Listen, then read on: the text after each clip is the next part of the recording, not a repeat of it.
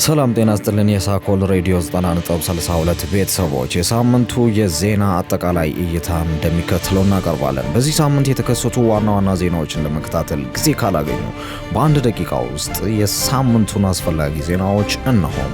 ዓለም አቀፍ ዜና። በዚህ ሳምንት የተለያዩ የዓለም መሪዎች በኢኮኖሚ በደህንነትና በዓለም አቀፍ ትብብር ዙሪያ ውይይቶችን አካሂደዋል። በተጨማሪም በአንዳንድ ሀገሮች የከፋ የአየር ሁኔታም ተከስቷል።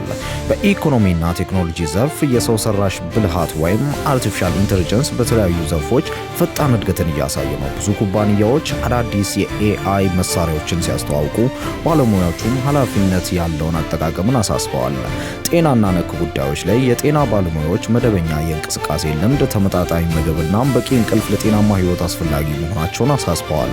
በስፖርቱ ዘርፍ በዚህ ሳምንት የተለያዩ የስፖርት ውድድሮች በአስደናቂ ሁኔታ ተጠናቀዋል።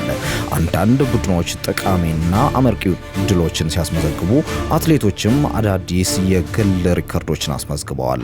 ሌላኛው መልካም ዜናም ሳይንቲስቶችና የፈጠራ ባለሙያዎች በጤናና በንጹህ ቴክኖሎጂ ዘርፍ አዳዲስ ተስፋ ሰጪ ግኝቶችን አስተዋውቀዋል። ክቡራትና ክቡራን ለሰዓቱ የተጠናከረው ዜና ይህንን ይመስል ነበር። ቀሪ ፕሮግራሞችን ለመከታተል ሳኮል ሬዲዮ 90.62ን መቀላቀሉን አይዘንጉ። እናመሰግናለን። መልካም ቀን ይሁንልዎ።